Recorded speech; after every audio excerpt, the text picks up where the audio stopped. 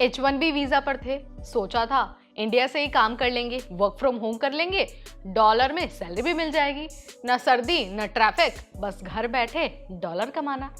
लेकिन अब एक नई टेंशन आ गई है भाई, अब अमेरिका बोलने वाला है कि अब भाई टैक्स दो।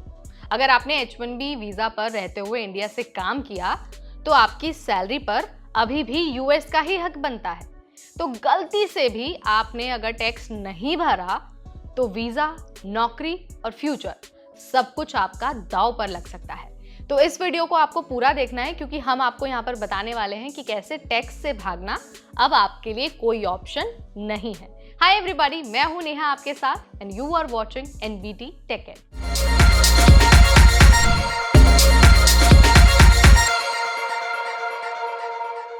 तो देखिए, कई सारे लोगों के मन में ये सवाल आता है कि क्या H1B वीजा का मतलब सिर्फ अमेरिका में रहकर काम करना है? तो इसका आंसर है नहीं। आपका टैक्स स्टेटस आपके एम्प्लॉयर से तय होता है, लोकेशन से नहीं तय होता।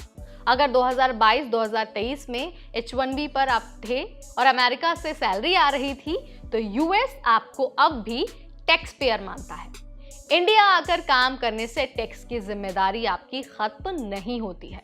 सो अगर आपने सही टैक्स फाइल नहीं किया तो फ्यूचर में वीजा एक्सटेंशन में आपको दिक्कत हो सकती है और साथ ही यूएस में दोबारा जॉब लेने में भी आपको परेशानी आ सकती है। आईआरएस की तरफ से आपको हैवी पेनल्टी का सामना भी करना पड़ सकता है। अब आप सोच रहे होंगे कि यार ये आईआरएस क्या है?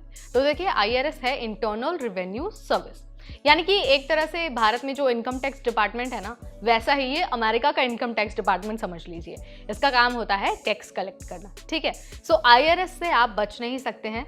आईआरएस आपके खिलाफ सख्त एक्शन भी ले सकता है अगर आप टैक्स नहीं भरते हैं तो। अब जरा ये जान लीजिए कि आप DTA का फायदा कैसे उठा सकते हैं, यानी कि डबल टैक्स अवॉइडेंस एग्रीमेंट। तो देखिए, DTA का फायदा आपको तभी मिलने वाला है जब आपके पास टैक्स रेजिडेंसी सर्टिफिकेट यानी कि TRC हो।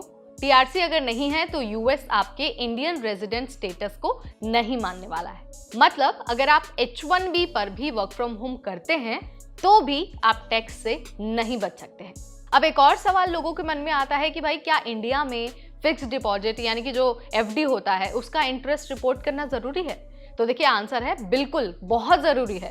भले ही इंटरेस्ट 2.5 लाख से कम हो, फिर भी आपको इसे टैक्स रिटर्न में दिखाना पड़ेगा।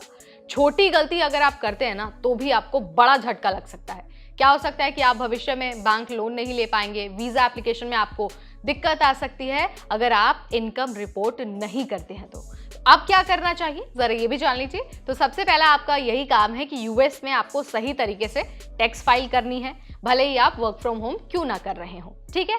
TRC लेकर आपको DTA का सही फायदा उठाना है।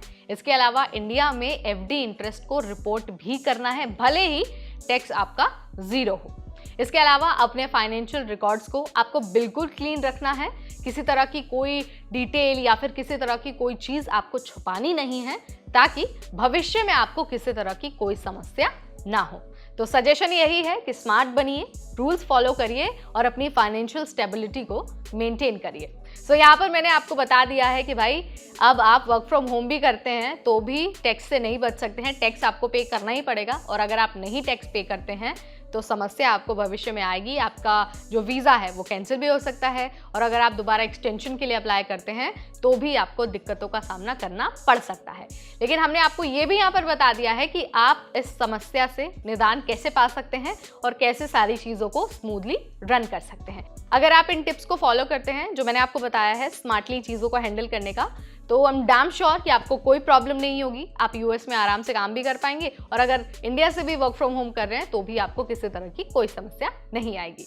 वीडियो अगर आपको इन्फॉर्मेटिव लगा, पसंद आया वीडियो, तो इसे लाइक और शेयर करना बिल्कुल ना भूलें। ऐसे अपडेट्स के लिए stay tuned to NBT tech add.